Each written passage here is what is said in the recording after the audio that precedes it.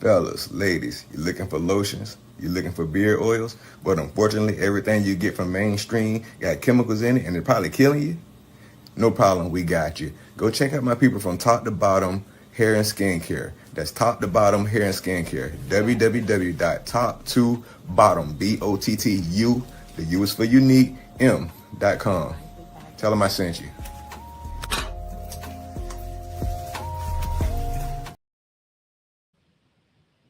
Hey, what's up, y'all? How Hey, y'all doing? How y'all doing? How y'all doing? Welcome, Firearms Friday.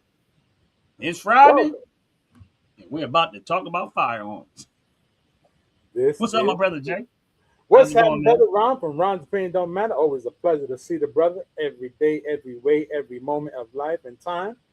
Of course, definitely a pleasure to see you. I'm glad that everything is going the way it is because you're here on the show.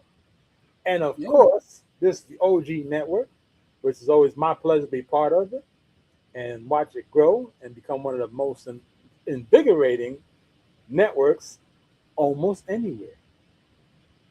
real talk. Yeah, but all is well, man. All is good. All is good. All is good. Um, Interesting week. Before we get into Fire on Friday and some of the other details or whatever, quite interesting week for me, man. I had vehicle trouble. No, no, Yeah, I mean, no. it's squared away, but my I needed to change the fuel filter on my truck because it's diesel, and depending on your diesel truck. And remember when I had that bad gas and I was complaining about it? Yeah. It got worse because of it got worse with the fuel filter, right? So I'm driving and shutting off. I get another, and I'm old school. You know I don't care. I'm gonna get where I got to go. I don't care. Regardless of how many times it stops, I'm still gonna get there. I'm gonna still get there. I think that thing cut off for me probably 50 times. God, this is. But anyway, I knew what it was. I just needed to get it to the shop, so I ended up dropping it off. And when I went to the shop, I told him exactly what I needed done to him. He's like, but the mechanic that works on that truck, he is the only mechanic that ever did anything on that truck. I never Okay, took it nowhere okay, else. okay. So he was like, well, yeah, that's where you start. That's what's up. He was like, but he asked me, he said, what happened? I said, yeah, I think I got some bad. Well, I think the filter needed to be changed, but I also think I got some bad gas. He said, well, yeah. He said, you'd be surprised how often that happens. People don't realize. He said, and if you could get a brand new filter Right, right. and get some bad gas, and that'll actually, especially with diesel, he said, it'll cause you some problems. But I end up, they changed it. It's fine now. She back to normal, but I thought you was gonna say they got stuck on top of the snow. nah, thank God. It probably would have. Well, it would have been stuck because it was cutting off, but I had to two feet it like a stick shift. Oh my gosh. A little bit Stick of gas, a shift, little bit of brake. a little bit of gas, a Keep little the bit of idle brake. above. Had to keep the idle a little bit above 1,000 RPMs. Just making sure you got just enough for the switch. Good God. And listen, anybody on this live that's a younger person that don't drive long enough, they have no idea what I'm talking about right now. Absolutely not. They is so clueless. Like, what is Absolutely. he talking about? Absolutely. They had no clue what double foot is. Yeah, They they had no clue what if they RPM have is a all problem with about. their car, if they have a problem with their car, the first thing they're gonna do is get out, call the tow truck, and go. They have no idea what I'm talking about. But They I know how knew to it was change gonna do that. I said tires. You I got to right. keep it above 1,000 RPMs. But I know I'm not gonna make it past 35 miles per hour, and I can't push the gas too hard because then it's gonna flood out Right, right, because it's right, not getting enough fuel and it's burning it out, and then the engine shut down. So right, I right. had to find the sweet spot just to get God, it to the mechanic shop. straight old school on that one there, brother. Yeah, man. Hey, look, I ain't losing touch too. I got it there. Listen, I got it all the way there and it never cut off for me. That's how good I was at But you was driving like molasses. it, right? Straight Miss Daisy. And I'm out there fussing at everybody on the road because I know that I'm on borrowed time. I ain't fussing, but in my head I'm like, hurry up, get Oh out of the way. yeah, You don't understand. yeah, yeah. I'm You dealing with fussing something right right. now. You fussing right. Well, I'm at red I've lights. seen some of your videos where you driving somewhere and fussing. Yeah, in your mind. Okay. Yeah. I'm I'm at red lights. Like, come on, I got problems right now. Get out of my way. Get out of my way. Would you just move to the side? Let me go ahead and do what I gotta do. Get where I gotta get to. Yeah, I'm on a crunch but time. but it was cool though. It was fun. Like it was literally fun for me. Like I don't. Some people when they have problems, they get stressed out. I don't get stressed out. I find humor in it, and it's hilarious. Not me. And the whole time my brain is being entertained by this. And my lady would tell you, she was like, "Yeah, he a different." It was just funny to me. I'm like the whole ride to the mechanic shop. I get there and I'm telling him the story. He's like, he just looked at me. Was like, he said, "That's why you one of my best customers." He said, "Because you never mad about anything." Oh my goodness. Let's see that shotgun. No, Oh I'll let you see the shotgun when you buy me a 50 BMG. man, I I could show it to him. I know what it looks like. I know what it looks like. Yeah. I got a picture of it. You go to the video and watch. Watch the tripod walk backwards if you want to see it. It's live. First time I ever seen a tripod look handicapped. Man, the first time I ever seen a damn tripod try to run away from where it's sitting, almost like it was getting hit with the kickback. That was funny. That was funny. That And you was would think funny. that I would. That's why I don't like editing, and that's why I don't like taking out stuff like that. I like to give people the videos, flaws and all. And usually Right, when you do it that way, it's it's so much better instead of trying to make everything look perfect. right, right, But we right. get ready. But I just had to tell that story, man. But she good to go now. It was just a fuel filter, but you know, Well, the good thing is that it was a fuel filter and not the fuel line. yeah, Just for the record. yeah, Once you get true, some contaminants in there, it's a whole different ballgame when it's the fuel line. yeah. So it's I had to drive it to kind of burn out some of the rest of that stuff, but it's been 100% fine right now. But it's cool though. But she gonna be going soon, man. Well, I'm not gonna ask. I'm just gonna wait for the picture to come up when it happens.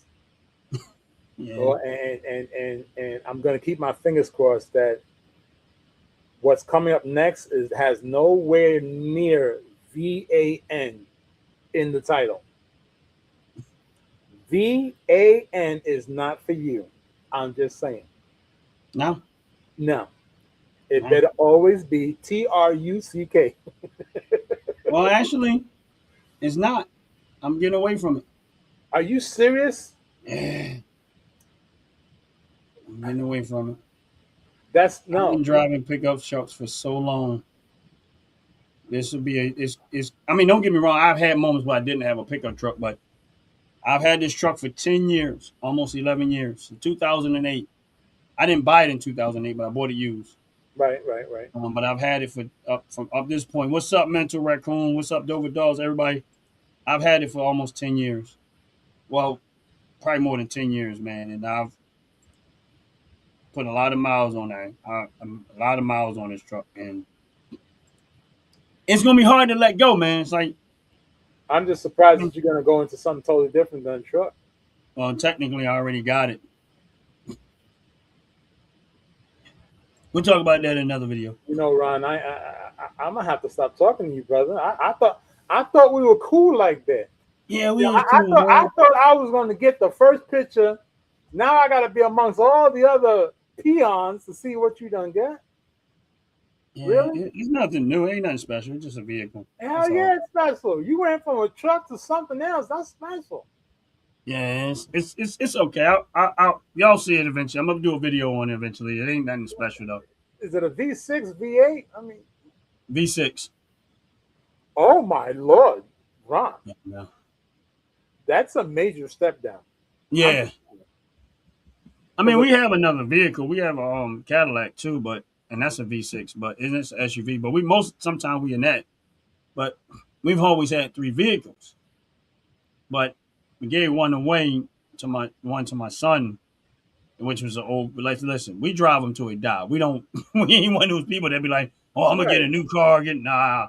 When I say we drive it till we if well, honestly speaking, that Jeep we had a Jeep Liberty, 05 Jeep Liberty. Love that thing, man. That thing was a beast, and we let it go. When my son has it now, he's still driving it though. It's a 2005. He's still driving it, but then we eventually got that Cadillac, but the Cadillac is not new. Oh my Lord. I'm just gonna sit back and wait to see what the heck did you get yourself downgraded to? I know, but let's get for Yeah, those let's of get you with that's it. on the Let's live, get hit the with it. like button, hit the subscribe button. I know we got Yeah, into something totally different, and nothing to do with firearms, but that's what we do around here. But yeah. We tend to get sidetracked, because that's what we do. We that's what get we do. sidetracked. We have so many other things happening in our lives. We like to share these things with each other because we brothers from another mother. Right. This is why we share these things. So with But that being said, welcome everybody to Firearms Friday. Now we're gonna get into the nitty gritty, but you came by to actually see Ron from Ron's Opinion and the Fantastic Show talk about Firearm Friday. We talk about firearms. We talk about safety of firearms. We talk about the ins and outs of firearms, and a whole lot of stuff going on. And unfortunately, recently we have found out that we cannot show any videos of actual firearms being fired. So unfortunately, yeah, ladies and gentlemen, we got not boo. that Who's anymore. that sound? There? Hold it. And unfortunately, it is. I know for a fact it's the artificial intelligence that's creating these hindrances because I too have I've had 3 strikes on my channels for Firearm Friday, and I fought them, and they have allowed the videos to go back up. Yet it's a painstaking moment. So if you guys and girls and friends and family want to come by and watch us talk about people firing firearms, unfortunately that has come to an end. Yeah, I understand. But, these are things that happen. These are things that happen. And we got to do what we got to do. We got to keep it somewhat PG rated, I guess. Yeah, I know. So with that being said, there's a video. Today's topic we're going to talk about. If I remember correctly, Ron, we're going to step back and talk about safety, and we're going to talk about a few. Go ahead. No, why every time we get on Firearm Fridays, I get the giggles, man? That's because you're a happy man, brother. You're a happy man. That's why. I shouldn't have never watched that video first. It's all right. It's going to be something for us to be laughing about in the moment. That's all it is. It's going to be something to laugh about. Well, let's take a look at this. Again, this is about today's segment is going to be about safety and armor, right? We all know about armor. We know about safety. We see it all the time. For those that don't understand what armor is about, armor is what actually protects the body. We had a small segment about it on one of our shows. So now we're going to get a little more into it. And it's body armor. Body armor. What is the purpose of body armor and why we need to have it, or should we have it as legal gun owners? So Brother Ron here has come across a video, and we're going to share it, and we're going to talk about it. We're going to play it first, and then we're going to talk about it. All right. And for you people out there that don't know, we're not talking about the clothing line Under Armour. Yeah, not the clothing line, not the kind that go with sneakers. We talking about the armor that goes with with shell casings and projectiles and green dots, yellow dots, and flashlights. Just in case you didn't understand that part. Let's check out. I came across that video, and actually, no, Ant Like the Bug sent me the video, and I briefly watched it, and I could not. And don't get me wrong, it's not humorous. It was just humorous to me. It's humorous. But we're going to watch this video, then we're going to get into the subject. All right. Let's get into Go the ahead, video. Jay. This one right up in that neck space. All right. Now I've got to shoot Campbell's right eye while I stand here buck naked. Right? You can shoot him in the knees. Meanwhile, Campbell's going to be shooting you in the face. Y'all, I'm Billy Gibbons. I love Houston. I'm Campbell. I'm in the laundry business, and I need this. We travel across 2 states, Texas and Louisiana. Look at this, man. DVI finance. See? 50 state legal. Okay? Every state, every civilian who doesn't have a felony can get these. Connecticut you can't buy them over the internet. You got to call us, and we'll get some direct sales to you. But these are available right now at bulletproofcurtains.shop. That is bulletproofcurtains.shop. You buy them today, they ship today. We were fully stocked. Get down. Hey, we also need distributors. You know what's up. Woo! I know where to start. I know. All right. Why we talking about this? But we're gonna actually eventually go to the actual website of the company that makes the stuff. They make different stuff, so called bulletproof. I don't know how well the stuff works. I don't know actually what it does, but for some reason, for me, that video was hilarious. It was hilarious. I just could not stop laughing. And as on all serious, and we're gonna get into it, but in all seriousness, Okay, we're gonna try. I know when he was holding that up, at first I'm like, what in the world is he holding? Like in his hand. Right. Now, from a tactical perspective, because of course these are the tactical stuff. I've never seen this before. I have no idea what I was looking at. So we're actually all going to learn about this together right now. So stay in there, stay on the live. We're going to enjoy this together. But I'm sorry, I just could not stop laughing. For some reason, that video was funny to me, and I don't think it was funny to me. But Jay's going to pull up the actual website of the company, because I think you said it was like a third-party company that this guy was. That's a third-party company Right. that presented that curtain. And before we get into that, it's again, that video to me is freaking hilarious as well, because we got to understand something, right? First and foremost, for him to say that he's going to shoot the guy in the eye, and then he tells him to get down. I mean, like, all right, what is it? What is it that you're really talking about here, guy? Because in essence, it doesn't make any sense of what you're saying, or you're putting somebody in a very, very awkward position when you turn around and say, you can shoot somebody in the eye. All right, that's the first thing that's wrong. And then secondly, he says he's going to shoot him in the knee. Right. So to me, that is improper way of teaching somebody about a safety or a device that would create some type of safety for the person. Now, if we just look at this from a realistic standpoint, what are the chances that you as an individual is sitting inside your vehicle and you have this curtain inside your vehicle, and the way it's designed is that it sits on the car seat of where you are? So the question lies as far as, if I'm sitting in my car seat and it's behind me, you really have to be a real pain in the tail that someone's actually going to come out and chase you down in your car, that you need to have this curtain on your seat. Okay, let's understand this, because you're going to see exactly how this thing situates on a person's car seat. To give you a real understanding of how it fits on the car seat, if anyone ever has purchased from Temu or Amazon a car seat warmer, it sits on the actual seat and then you sit on it. So this bulletproof curtain does the same exact thing. You attach it to your seat. So by the time you're in a situation where you actually need to get that thing out, 9 out of 10, you already got plugged a couple of times. And honestly, that's my thought on it. So, I mean, let's take a look, if everybody don't mind, let's take a look at how this situation is. Are you going to bring the video back up? No, this is the actual company that the guy was talking about. It's called Bulletproof Curtains, right? Yeah. This guy here is apparently the CEO, CFO, the one who runs the company.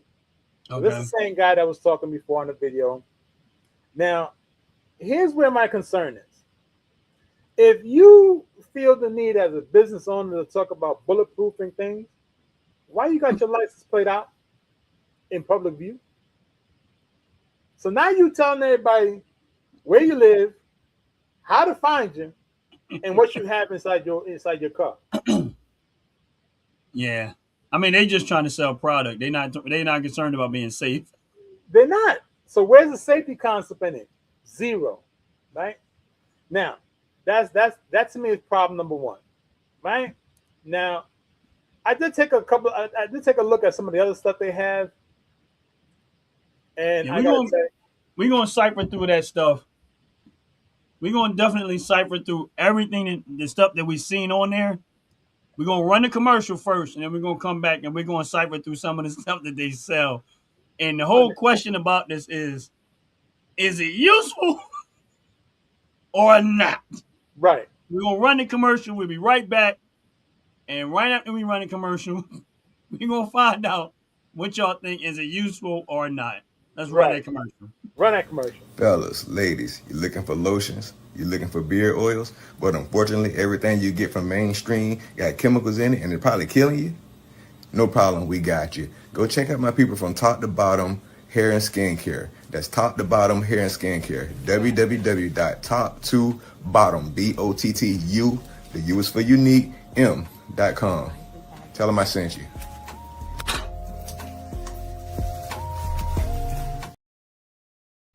And yes, we went back, and make sure y'all take advantage of that OG Network 26 promo code, and you'll get 15% off all your purchases up top to bottom product of $35 and up.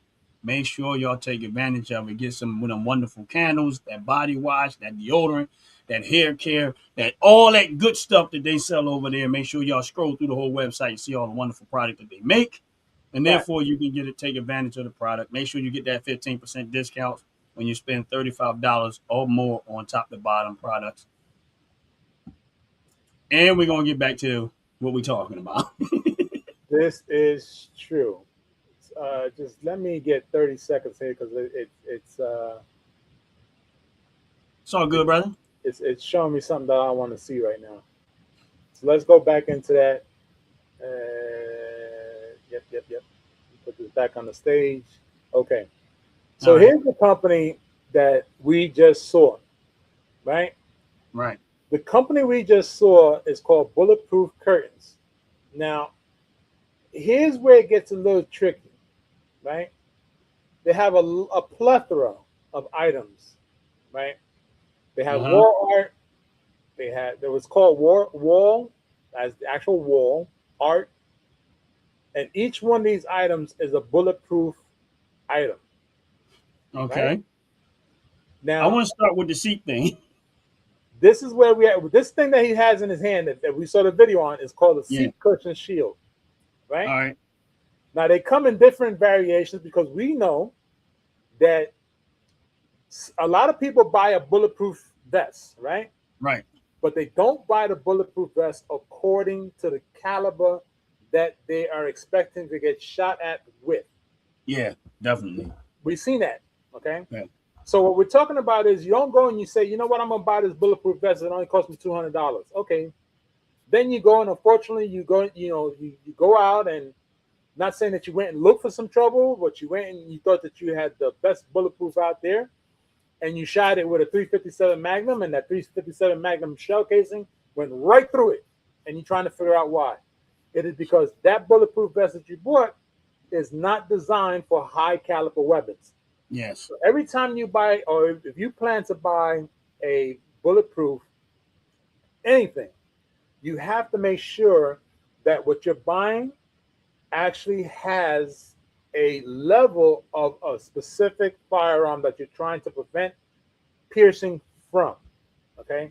In layman's terms, if you buy a bulletproof vest that costs you $200, I can safely tell you now, anything above a 38 is going to go right through it. More likely, yes. What do you think? My thing is, if you're gonna buy a bulletproof vest, the first thing this is my thought pattern, is that Go ahead. the first thing you need to do is educate yourself on what is the most common caliber weapon that is used in crime situations. Facts. Now, it doesn't mean you cover all the bases. It just means what is the most common one. And let's just say 9mm is probably most common. Why? Yes. Because it's the most commonly used. Yes. You might have some 10 mil or some other stuff, but 9mm. So if you're going to buy a vest, at minimum, you better make sure it's going to stop at least at 9mm. That is correct. That is correct. For the And sake that's the of, unfortunate side. Yeah, and that's the unfortunate side. A lot of people do not do. They don't do that research to find out if right, the vest that they're buying stops a specific caliber. And you're absolutely right. It should. There You you should investigate, learn it, educate yourself behind it. So as we see on the front page here, we see 3 different seat covers. 1, 2, 3. Right. right, Each one of these is the same exact in the essence of it's called a seat cushion shield. One is for AR, one is the INJ, and the other one's an XL. So off the record, if you see the pricing on each one, you have one that's $1,000, you have another one that's $900, you have another one that's $2,000. So it's safe to say that if you plan to invest in one of these seats, you better get the one that says AR. Because what that means is going to stop an AK rifle or an AR rifle, which is a carbine rifle, or something similar to what's sitting on the back of Ron's shoulder. Now, yes, of course, everything on the smaller side is going to stop smaller rounds. So the funny thing is this, as I mentioned before, now you see here how it's sitting. Let me see if I can get this larger here because I don't want to move around too much because it's going to mess us up. Hold on now. I don't want to lose focus on what we're looking at. I just want to make certain things larger. Okay, that should be good there. So as we see here, right here on this one right here, it sits on the actual seat, right? So that means your back is pressed up against it. Now, if someone is shooting at you from behind, this works wonderfully because it's going to stop the round from piercing the seat, which of course is going to stop the round or the bullet, aka, from piercing your body if you're being shot from behind. If you're being shot from the front, it's useless. Or in the essence, it's going to be beneficial because at least when the ME, aka medical examiner, or the coroner's office, or the law enforcement team that has to investigate the round that was put into your body, they can find it a lot easier than trying to comb through the vehicle because it's going to be stuck inside that shield if you get shot from the front. If you got shot from the front. Exactly. So in my opinion, this is a waste of money because it really doesn't help. It really doesn't. Now, we watched the guy get out of the car with it up like that. This is true. Just now, like this. Personally, I think I agree with you. I think for the average person, it's probably a waste of money. It's so many variations of what's you're not. All right, there is a part where I would say it's not a waste of money, and I'll get to that. But I'm gonna say why I agree with you first. Why it is a waste of money. Okay. And in most cases, you'll never get a chance to use it. You'll be dead already. Yes.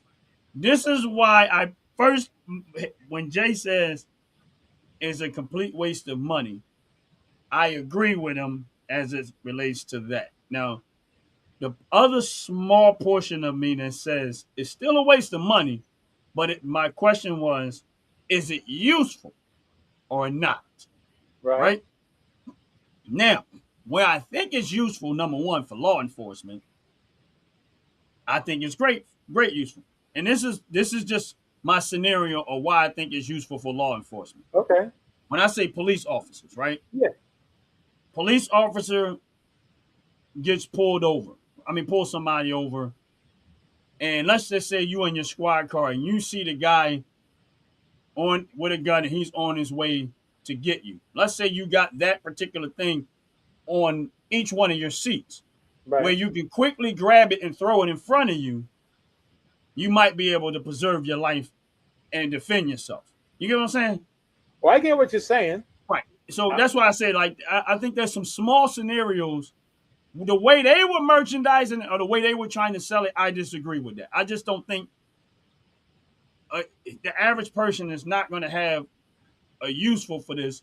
But I think for law enforcement under a tactical situation, depending on how well that thing works, you get what I'm saying? Or let's just say you got some, again, law enforcement, I go back to is you're in a situation where you have to, you're going into a situation and you already at a point of where firearms are there and you got access to get to that thing as a way of shielding yourself because we know bullets can go through stuff, go through cars, go through metal sometimes. Right. So for law enforcement, I think it's probably a better use. That's under those type of scenarios, I think it's a better use. Now, me as an individual, now we're gonna get to me. Cuckoo, cuckoo. Would it be all right? We're gonna get into the other stuff, but would it be a waste of money for me? Probably, yeah. Now, Okay. of course, my mind always goes into what if. Now, I'm looking at it also from a civilian. If something was to happen, I don't see myself getting to it fast enough in most cases. But Right. in some small, rare cases, yeah. But in most cases, you're not. Here's the thing: even with a firearm, in most cases, you're not.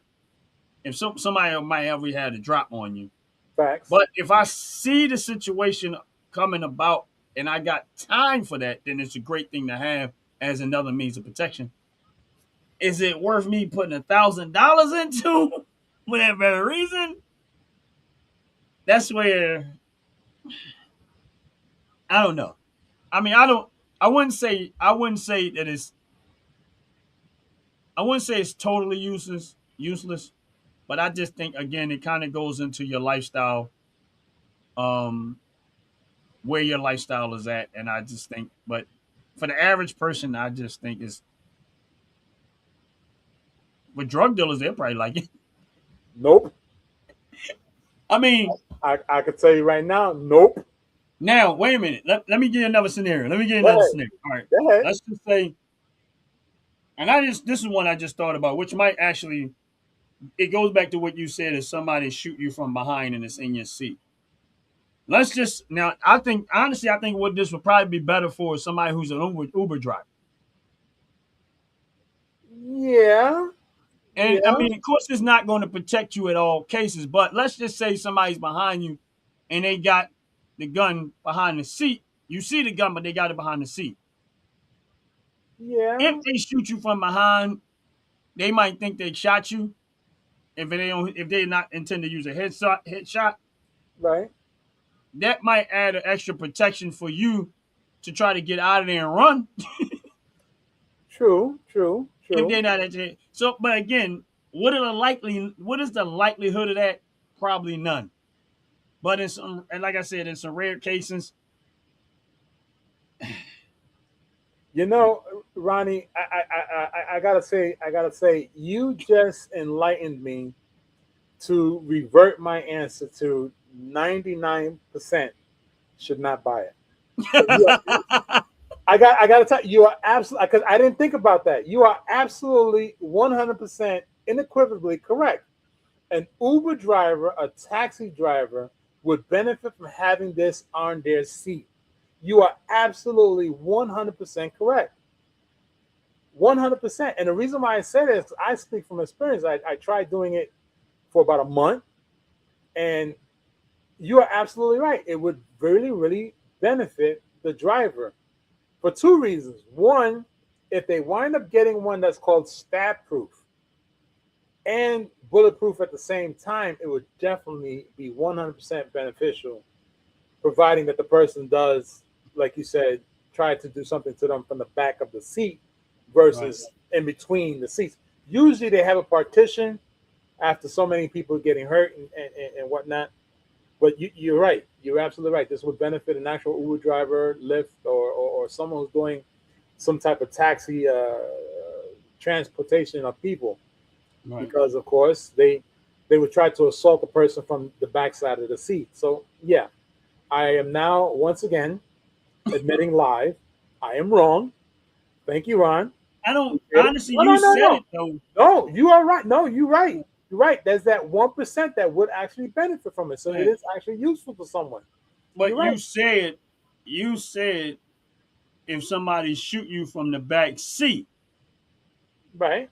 from behind, that's what kind of triggered my thought pattern of who would be concerned about who's in the back seat other other than somebody that's doing like an Uber, taxi, something like that. So like I Right. said, there's a small okay, yeah, maybe them.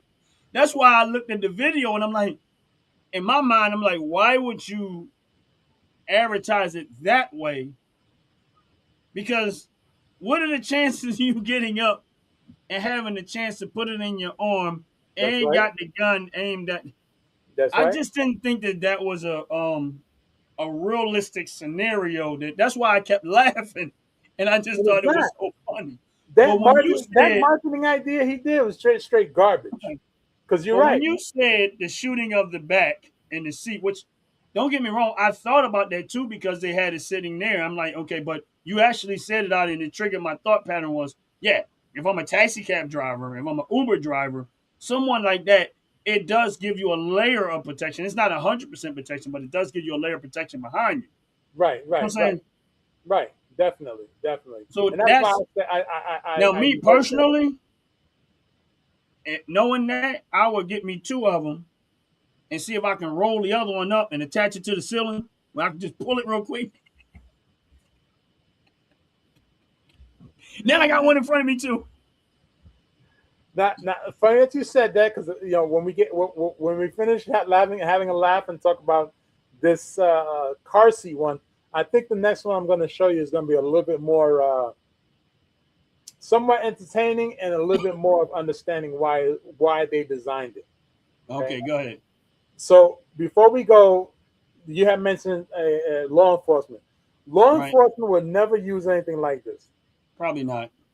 Because, like you said a moment ago, by the time you get it unhinged from your seat, 9 out of 10, you got to understand, you got to be outside the vehicle, standing horizontal or parallel to the roadway, where if the person in the other car or someone who's trying to ambush that police officer, not a police officer, doesn't have an additional layer of protection, which is the door. Hence the reason why 99% of the time they stand behind the door, they stand at the vehicle, because the penetration gets slowed down, unless it's a 50 BMG, and it's a whole different ballgame. Yeah.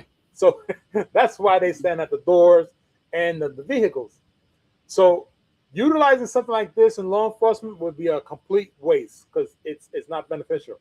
Now, there are several law enforcement departments that carry an actual police SWAT shield in the back of the car. Right. And those are the ones that carry them. Those police officers are fully trained by SWAT because they're actually driving around with carbine rifles inside the vehicle, and they need that extra layer of protection because they know that if they're walking around with something that's high powered and has a stronger projectile, they need something to stop that from happening. They're not SWAT; they're just SWAT trained. So that's Right. why they would have something different. Okay. But going back to this What's car, up, Leah? 99% of the people should not get it, and drug dealers are going to have an armor-proof vehicle. I'm just saying. I'm just saying. Okay. But yeah, that's what I said. But there's like I said, that's why the small part of me said there's a small portion of but I don't know. I'm gonna buy me 4 of them and put them in my vehicle though. Well, let me show you something that may just tweak your interest in another way. Okay. Bear with me for 30 seconds as I get ready to show you this one.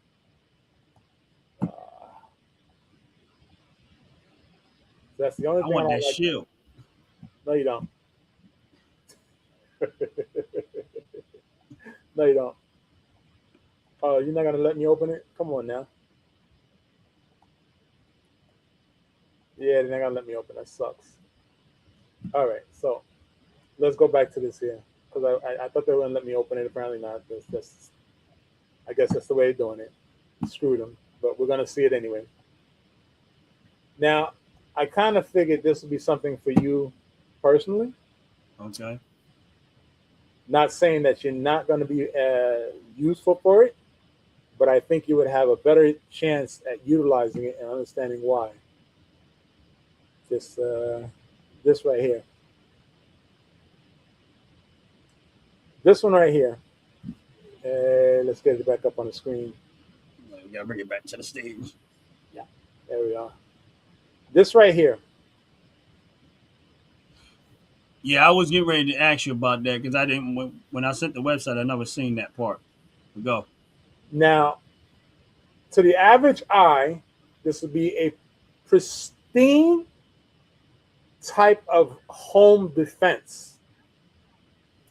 Now, the reason why I say that is because it's a curtain. It doesn't look like anything in particular. It just looks like a basic set of curtains. But this specific curtain is bullet and blast resistant.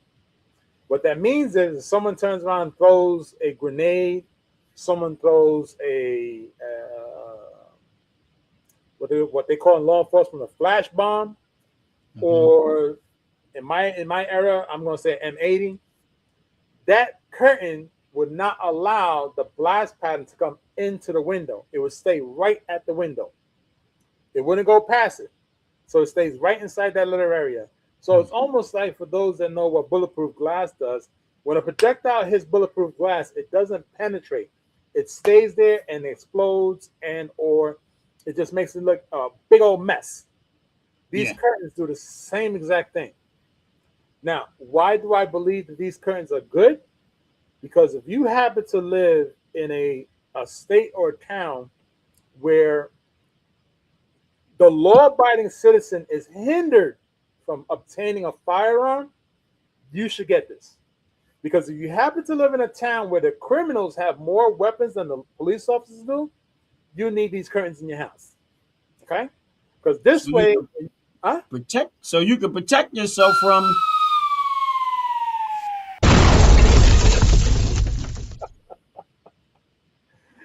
And as everybody knows, this is not the funny part.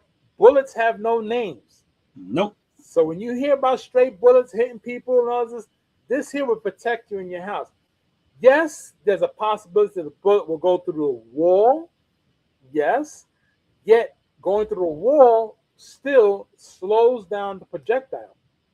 Through glass, there's nothing slowing that projectile down unless you have these curtains.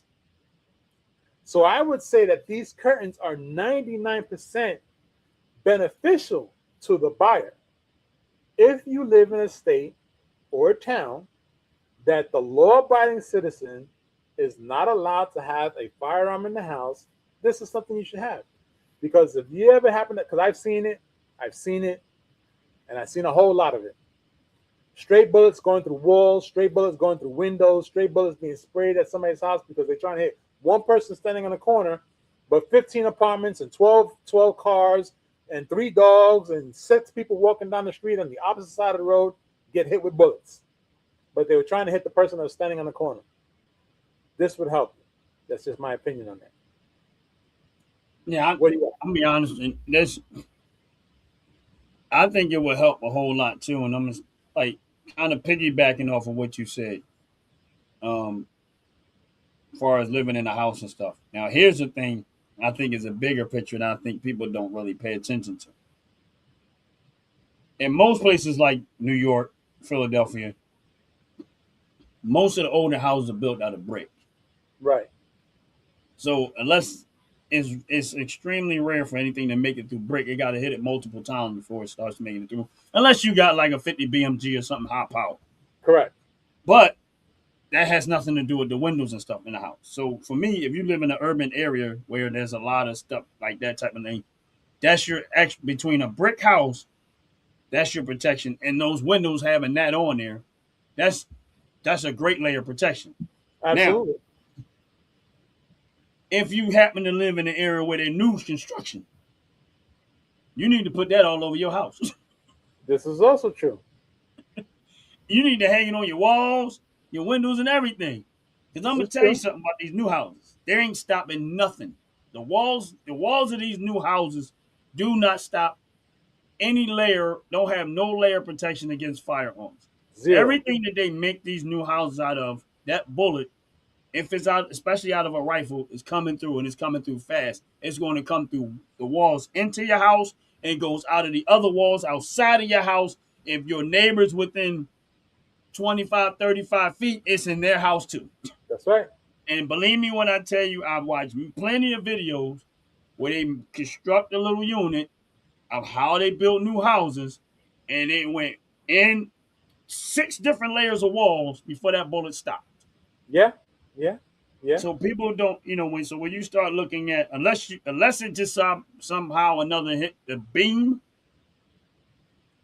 and that's the only thing that's like, if you got a 6-inch beam, if it hit it this way, it might, depend on the caliber, it might stop enough or come through where it ain't got enough minimum momentum to do anything more damage.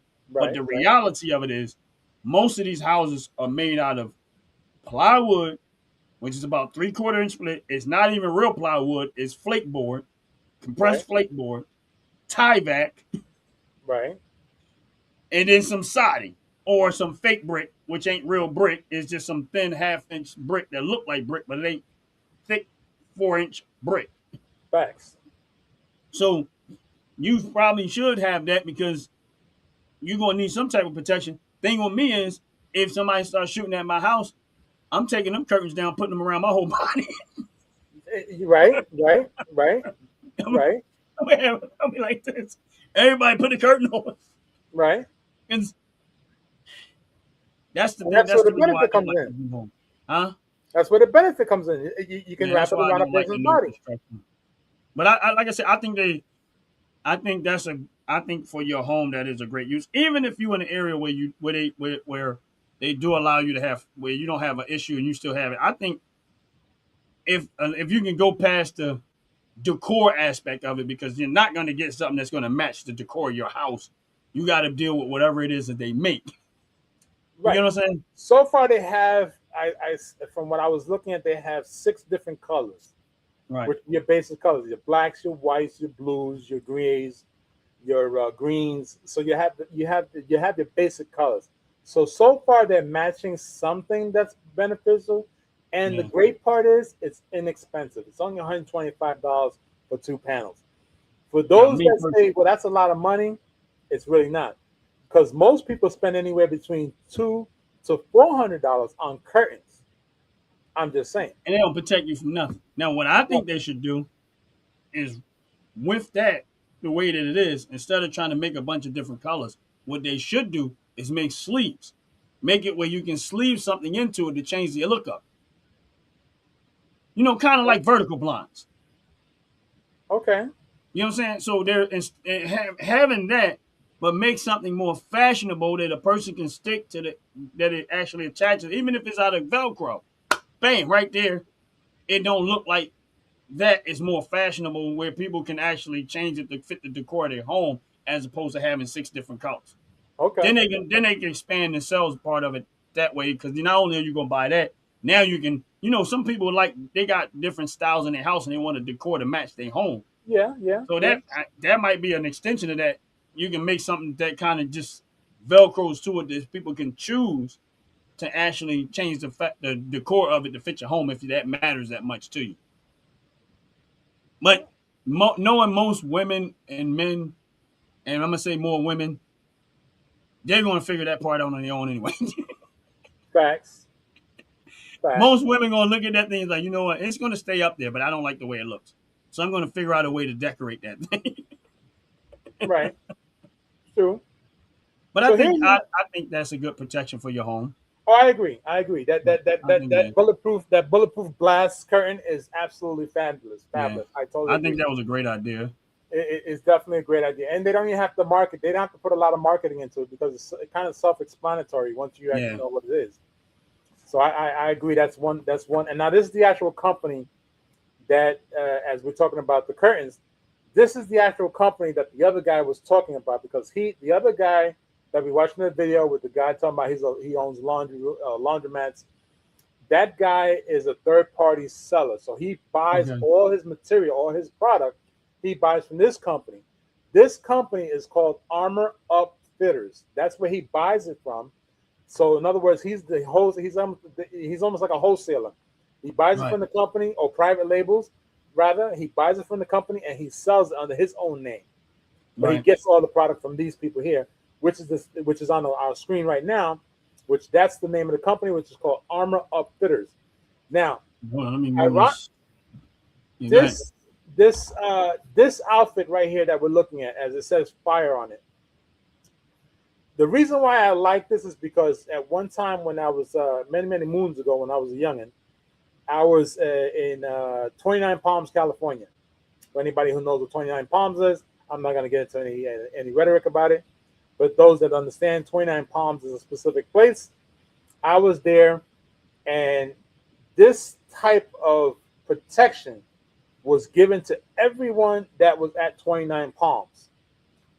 Now, as simple as it looks, it's very helpful because of what you're doing. I agree where this is actually something that's given to people who are in very war torn areas. United Nations people use this. The Red Cross uses this. I agree 100% that firefighters should use this. Yes, they have over 85 pounds of gear already on their bodies, yet this would actually give them another 10, 20 pounds, yet save their life depending on who it is. Paramedics, EMTs, 100, and if there's ever such a thing as 100,000%, I would say so. Paramedics and EMTs should always be dressed like this, no matter what, especially when they respond to a gunshot victim. They need this because this is going to give them a little extra to protect themselves with. Because again, we said it in one segment before. I totally disagree with exposing your arms because if you get hit in the arms, yeah, the likelihood of you losing the arm versus your life is much more sustainable. Yet, if the bullet pierces a certain part of your body around your shoulders, you still can actually lose your life. So, Yeah. mentioning this type of outfit is necessary because it's a bulletproof vest and a Kevlar styled helmet, which, of course, anybody who knows about Kevlar has, of course, certain levels as well. Yet, the helmet, for some reason, the helmet has been designed for any carbine and AK platform weapon rifle to be protected. So anything under an AK AR, a carbine rifle, that helmet is going to protect their skulls. So if we think about it for a moment, the reason why the United Nations people they use this same type of outfit is because they're usually in war-torn countries. They don't want to get killed, so they have it. Right. EMTs should have it. Paramedics should have it. Firefighters should have it, depending on where they're going. This, I would say, is a 100% great idea. And as you see, it's not expensive to have because the helmet alone runs almost $1,000, depending on who the maker is. So to get both parts to be under $1,000, I would say that this is a great actual set to have in your home for those that don't have anything to protect them. Yeah. I agree. Um, I agree, especially if you're in the field of like you said, fireman, EMT, medical, um, any type of medical field. Sometimes I think even I don't even know what like the medical people here that's working in ambulance and stuff. I don't know what they wear. I don't even think they wear anything that's bulletproof at all. And my thing is this: is that you running into a lot of times you running into a situation where you don't even know if it's really all totally over Right, because the person can be like, I don't care, I killed him. I might want to come back and finish some other people. right, You might be walking into a war zone that you don't even know you're walking into. You're trying to save a life, not realizing this person don't want that person to live, so they want to kill you to keep that person from surviving. It could go anyway. You know what I mean, right, exactly. so I agree. I agree. I think that will make great thing for those type of people that work in that field. I agree with that. Especially I'm not sure if you ever heard. I know in LA it happened several times, and I know that it happened a handful of times in the state of New Jersey, and it has happened in New York more than a handful or two handfuls, should I say, where paramedics and firefighters were responding to a call, and they were being shot at by snipers and or other people. Yeah. So that's a clear example, not even an example, a fact of the matter that if there are people out there who are specifically targeting first responders, then my opinion is first responders should be wearing that same type of stuff. Kevlar helmets and body piercing armor for their bodies. Because, Right. like you said a moment ago, I think we got an agreement in this. They're responding, but the person that's calling or fake calling a 911 just to take out a first responder, you want to be able to save the first responder that's already hit versus having multiple people getting hit and not being Right. protected. That's just my take on it. Yeah, I agree. I think you're spot on with that one. As far as first responders having that protective gear, I agree. I have no other take on that one. That I think, I mean, yeah, other people could use it, but I think them is more useful for them than just about anybody else. I mean, civilians. It depends on like. It's always hard when you say civilians because every civilian lifestyle is different. You know what Right. I'm saying? I mean, like if you live in a neighborhood that's peaceful and quiet, nothing really happens, you might still have a level of protection, but you're not really thinking about other. You're not thinking that you would ever have to use it for that reason. It's like, the likelihood is less than none. But Right. then if you live in another neighborhood where you sleep with one eye open, one eye closed, because Right. your thought pattern is always going to be different. So, like I said, I know it's always going to vary. I'm not going to walk around. I'm not going to walk around with no helmet like that. People going to think I'm a special needs person and like, yeah, you're looking for the bus and ain't come yet.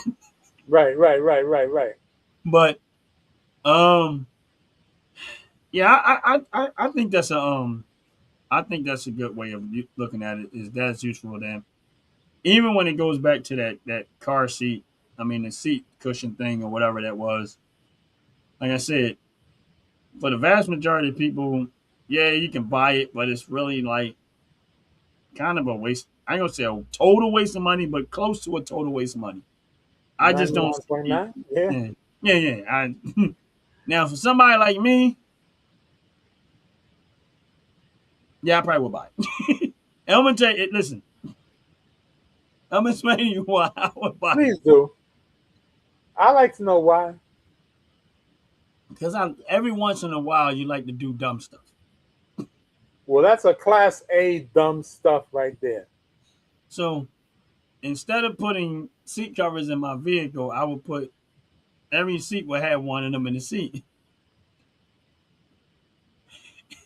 Because at that point, it was like, because I'm gonna play the game real good, and they be like, "Man, what is these in your seat?" I said, "Oh, they not seat covers. They bulletproof. They bulletproof seats. Just in case somebody starts shooting at the vehicle, they'll stop the bullets in there. So you got the right people in there. You can scare the hell out of them. Like, why you need that? And man, I do a lot of wild stuff out there, bro. Like, I mean, I don't know who's looking for me. Hell, I mean, if you Ron just happen to have a bulletproof vest on, that's gonna draw a lot of questions. Like, what is Ron getting into that he needs to wear a bulletproof vest? It's all the trolls that come looking for him. That's I I'm know. just saying. I'm just saying. You know, it's just I think that these are products that are being made for people, and they're banking on the fact that a lot of these people are just going to buy them just because they don't know what they're doing with them. Yeah. It's unfortunate. But if we, between you and I, and hopefully many others that tend to understand why we do the show about Firearms Fridays, would understand that What's up, Dirty Money? the concept of having a bulletproof vest is A, the profession you in, Yeah. B, the protection you need, and C, and most importantly, the ability to stay alive in the event of something going wrong, right? Let's take for a fact, like not a security guard, but a what they call the Brinks driver. I don't say Brinks drivers, the drivers who deliver money from bank to bank to bank. Oh, okay. I know what you're talking about. Now, Why can't we think of the name of that? What they call them? because usually it's a security company that Right. hires these people, so that's why it's kind of funny to say security people. I know it's Loomis is one of them. Brinks, Brinks Loomis. is another one. Yeah. Believe it or not, here's something funny. Amazon has one. The New York City transit system has one. Yeah, I know they had it. I know SEPTA does too. SEPTA has one. Yes. Yeah. So far, we got a good understanding of who we're referring to. I believe they should also be wearing helmets. I agree. That's my take. I believe they should be wearing helmets as well. The Kevlar helmet should be part of their outfit, part of their uniform. Because I've seen some guys, and I've seen some law enforcement officers, and we said this on one of our other segments, where you're wearing a bulletproof vest, but it looks like what the hell's the name of that damn cartoon character? Oh yeah. I keep calling myself Huey. that damn Huey. Huey. There you go. Yeah, Huey.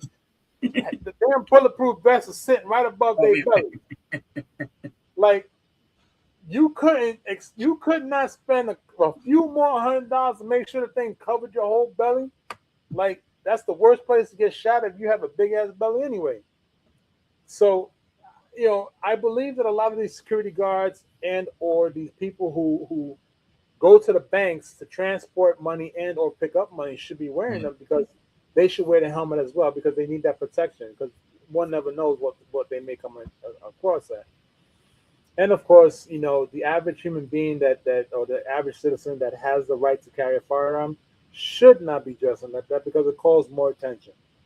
Because of course the question arises, why do you need to be dressed like that? What is it that you have intentions of doing? Simple as that is watching a person walk into a bank that has their face covered, their hands covered in an oversized coat. Yeah, there's a very good chance that person's up to no good. So you walk around with a Kevlar helmet and a bulletproof vest. Yeah, there's 1,000 questions raised why you're walking around like that. Not driving around, just walking around. Yeah. So as we talk about safety, Ron, we kind of touched the subject on one of our other segments.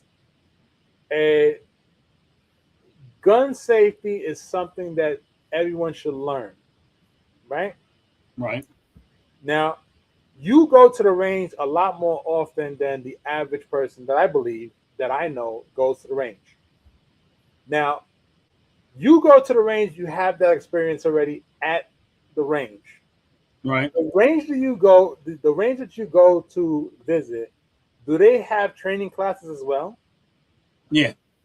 Okay. Have you ever entertained one of their classes? No. Okay. Now, all right, the place that I go to, and I can use, first of all, they won't let you shoot there until you watch the training course that they have there. They have a like a 10-minute training course that you have to, when you register there to sign up to use the range. They have a course that gives you basic safety instructions, gun range etiquette, things that they tell you on there. They won't even let you use the range until you go online right there and actually register, and then you got to watch the video before they allow you to even go in there and shoot your firearm at all. Okay. So that's their first step. Now, I've been to ranges, they don't put you through none of that. They just, you sign up, go in, shoot. They don't know if you know what you're doing or not. They just, they have an instructor. They have somebody there that's watching everything. But the problem, I get into that a little bit. But this place here is very extremely professional. Like they on the A game a whole lot, and there's reason why I go there. They don't let the riffraffs be there and do stupid stuff. Like they be on everything to make sure that nobody get hurt. Now, don't get me wrong, personal. This is me personal. Whenever I go to the range, outside of taking someone else with me. If I go with somebody else, this is just how I am, and I think that anybody that goes to the range should have the same thought pattern. If you're an experienced firearm person and you're taking somebody that have very little experience, treat them like they have very little experience. Become the instructor. Don't worry about going there and having fun for yourself because you got somebody going with you that don't have the experience. So you have to take yourself out the mindset of I'm going to the range to have fun and shoot whatever it is because I enjoy the range. But if Right. I'm going with somebody that I know don't have very little or no experience with firearms, I take myself out of being going to enjoy myself and I put myself into I have to watch the person that I'm with and to make sure nobody gets hurt. Yes, they have people there that's watching, but I always watch. And because when I go there, and I've been there quite a few times with other people, they're not more likely to watch what I'm doing because they know me and they know, you get to know your customers and who comes and who and everything. And it's a little bit of a breath of fresh air for them because they know if I bring somebody with me, I'm on top of what they're doing just as much as they would be on top of what they're doing. You know what I'm saying? Right. Right. And one time I was there, I had 5 or 6 other people with me, and everybody wasn't you know experienced. Right. So I had to become. And if they got all this other stuff going, and yeah, they got people that work there, but when it gets busy, it's too many moving parts for you to try to watch. Even if they got 2 people there, because theirs is kind of sectioned off, they got pathways to see everything. But even if you got 2 instructors in there, and you got 15 lanes, and you got 3 and 4 people in all lanes, I don't care if you have 5 people in that room. It's too much to watch. True. True. True. So I always take it a point to make sure that me personally, if I'm taking somebody to the range with me, as much as I love to enjoy it and shoot and have fun at the range, enjoy myself, you have to take yourself out the mindset of it's not about you at that moment. Make sure that you're doing the safe thing. Teach that person the right way, range etiquette. Because I've walked out of gun ranges, paid to use the gun range. I was in the gun range, Right. set up, start letting off some rounds. But one thing I'll tell you this is that watch what everything is going on around you. Oh, absolutely. Absolutely. Don't just be like, oh, I'm having fun, this and that. I'm gonna tell you why. And this is what I love. One thing I do love about my oldest son is that he's very watchful like his father. And when we've been in the range times, he's seen what I seen. We did not have to say, oh, let's go. He was there, I was there. We saw what we saw. We didn't like the way people was handling their firearms. The instructor wasn't really like on them. It was a lot of loose stuff that I would not let go on in the firearm in the Right. gun range. Right. Pack my stuff up, time to go. I've literally been in there. I ain't been there for 15 minutes. But because of what I was seeing, I'm not going to be the one to participate when the accident happened. We're not going to be here when it does. Because we're Right. going to Right. pack Right. our stuff up and we're going to go. So my Right. thing is, Jay, and one thing I always say safety-wise, of course, there's all the safety part. Assume every gun is loaded. There's a lot of details into that. But one thing I always say is if you're at a range, indoor, outdoor range, wherever you at, be mindful of what people are doing around you. Because if you see people doing reckless stuff, an accident is going to happen. Facts. You don't want to be there when it does. I don't care how much you like enjoy it. If you see reckless stuff happening, don't sit there and laugh about it because some people you can't correct them. They don't even care. No, I ain't done it. No. The one thing I can do is pull myself out of it. You know what I'm Right. saying? Kick myself out the environment. Yeah, I spent my money. I'm mad about the fact that I spent my money. I got to go because I couldn't enjoy myself. And my thing is this: if you go to a gun range and it's that type of experience, don't go back. Find another one. That's it. And that's why the places I go is in Marvin, PA. It's called Mainline Armory. That's why I like that because they don't let the riffraff, the stupid stuff go on. They're very on top of this stuff. Some of the people there that work there, I mean, don't get me wrong, they're very polite and all that other stuff, but they don't let the dumb stuff play out. It's a lot more comfortable for me to go there. And for people that are into their firearms, want to enjoy yourself and have fun, you can enjoy yourself. I'm still watching what everybody's doing, Right. But I like that place because I noticed the people work there are watching what people are doing just as much as I'm watching. Right. Right. You know what Right. I'm saying? So if you're gonna go a person to go to the gun range, and I've been quite a few times, watch what people is doing. I mean, and that's another part of assume every gun is loaded. Right. You get what I'm saying? Because people Right. do crazy stuff. Sometimes they do it intentionally, but a lot of times people do stuff unintentional. They don't Right. realize what they're Right. doing because they don't have the experience yet. You know what I mean? Right. Like prime example, Jay, and we talked about this before. You take somebody to a range, first time they ever shot a gun in their life. This is the reason why when I'm training them, I only put one bullet in the gun. Right. That's why I do it. Because once they fire that gun one time, the intent every time I've seen this many a time, once they pop, then they start, oh man, that was right. Now, again, this is why I don't put two bullets, I don't load up the clips and stuff. If I'm training somebody and I know they don't know what they're doing, once I brought them to the point of, okay, we're going to shoot one round, once they let that round out and they get the feel of that, there's nothing else in that gun because I only put one round in. Right. Right. Right. Right. Then if I don't catch them before they turn around, I'm like, oh man, that was nah. Again, when you're in the range, always keep that gun pointed down range. Always. No matter what's going on, if you land it down on the table, make sure it's pointed down range. Always never turn that thing left, right, none of that. Up, down, none of it. Just always keep that gun pointed down range. The barrel of the gun should always be pointed down range. Right. That's it. I've been in the ranges where I've seen people doing stuff where they wasn't following that rule. And that's why I left. Right. Right. Right. Hold on.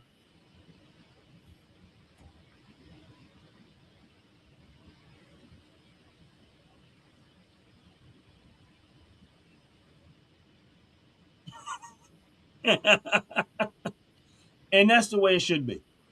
I agree. Yeah, and interesting that he says that. I want to piggyback off of that statement because I was going to mention that I came across a guy who I'm sure is former military at a gun range as well, and I just happened to come across him because, of course, on my news feed I always getting all these people who are shooting and practice of shooting, and even professional shooting. And this guy, he has literally no hair on his tongue, none. He don't sugarcoat nothing. He don't uh, be all friendly, manly about it. He ain't trying to be your friend. He ain't trying to be your boyfriend. He ain't trying to be, any part of the family member. He will cuss you to the end of days if you do something wrong. I watched a video where a guy missed the training session, and he brought the wrong target because you get a target to shoot at. Mm-hmm. He had the wrong target, and he went and reached for his weapon that was on the floor while everybody else had their backs turned. And he tried to load that weapon with everybody's back turned. And when that dang instructor caught him, you talk about putting fire in somebody's hind part. I was all with it. Every dirty word that came out that man's mouth was just right. Just right. Because at the end of the day, like you said a moment ago, and I like what you said as far as putting one round inside the chamber for the person that never fired a firearm before is because it's needed because they get very excited. And the one rule, I don't care who it is, where they're at, the one rule of owning a firearm or even practicing with a firearm is barrel always faces down until you're going to look at a target. If you ain't looking at a target, that damn barrel should not come up from any direction whatsoever. It's always supposed to be looking downward. Always looking downward. Right. And it's funny because I remember one time, many years ago again, there was a bunch of people always ask this question: why is it that Marines always have this habit of looking into the gun before they gave it to another person? And I said, well, because it's very simplified. Before you hand that weapon over to your partner or your actual comrade, you're supposed to make sure there's nothing in the chamber. Absolutely, unequivocally nothing. and No. you have to leave it open so they can see it. So when they receive it, they see inside you gave them a weapon that doesn't have any harm in it whatsoever. And people never understood why, and it's because you don't hand a loaded weapon to anyone. Yeah. It's just it's not a good thing. There's And this that's thing now called dry firing. A lot of people are starting to hear about dry firing now, and they don't understand what that is. And I'm like, it's not a toy. That's first and foremost. That's why it's called dry firing, because it's not a toy. Because the moment a live round goes in there, you think you're dry firing, that live round's going to come out. In layman's terms, you don't play Russian roulette with a firearm. that's why Marines do that. When it comes to that, and again, it goes back to the simple of assume every gun is loaded. Yep. So when Jay was talking about when a Marine checks, make sure it's empty, he hands it to another Marine and they check. I mean, a lot of people does it. If you ever go purchase a gun, you're gonna get the same response. That's how you right. Now, if you go to a gun place and they ain't like that, I question the people. But whenever I went to purchase a firearm, listen, and listen, this is how you know how safe people are. They'll, you want to take a look? Look at this. I'll take a look at it. Bam, bam, bam. Of course, when they give me that firearm, let's say there's a counter there. When they hand me that firearm, of course, they're handing it to me with the gun like this, and they hand it to me. When I take that gun, the one thing I always do is I point the gun downward, but I make sure that it's empty, and I make sure I'm not pointing in the direction of no one. Right. Because sometimes there's people in the store. Yes, again, he knows it's empty.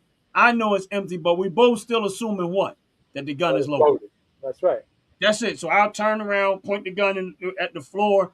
Or sometimes you got to be careful when you say pointing it downward, because if I'm pointing it downward, somebody's standing, no, that's not the downward I need to go. So I might have to turn my direction. Right. But the point is, don't point it in the direction of where it could possibly hurt somebody. If that means you have to point it downward, somewhere like that. Right. Sometimes there have been times where it was very, very crowded in the store. And guess what? I'm not, even though I know that the gun is not loaded, I'm still going to take every precaution, assuming that gun is I won't even close the gun up. I'll just pick it up to see how it feel. I won't let it close. I'll leave it just open with everything in it. That's just the way it is with me. I'm safety first. Always safety first. Right. And that is a very, very proper way to teach and hold your own composure, because it shows respect for the weapon itself. Right. Because like we always say, we say it time and time again, we never know if it's loaded. It's always assume it's loaded. I had experience one time. I went to a gun range, and the guy must have been new. He handed me the weapon on the counter with a closed chamber. The barrel was facing him. He turned it around and he handed it to me on the counter, handle towards me, barrel towards him. I said, I'm not touching that weapon until your boss comes over here and explains to me why you're handing me a weapon that way. Because rule number one is always assume that it's loaded. Loaded. You handed me a weapon that you didn't even have the decency to show me that the chamber was empty. You just passed it to me. I don't know that. I don't know. Like you said a moment ago, the person working there knows it's empty. You specifically go to a range where they know you know them, they're handing it to you. This is the first time I've been to this one place. I'm not going to take that chance. I go grab it and there's a live round in there because he forgot or someone forgot. And that's why, and it's so easy to do. It's so easy to forget. It is extremely easy. That's the reason why, if everybody is taking the same precaution, the likelihood of an accident happening is very, very, very, very slim to none. Right. But when you start to get laxed about it, the safety part of it is where accidents going to happen. So if I'm assuming that every gun is loaded, and then when I handle the gun, listen, you don't point the second rule is don't point the gun at anything unless you're about to shoot it and kill it. That's it. So Right. that when Jay says pointing downward, kind of like a 45 angle downward. Now you can't always point it down because somebody might be there.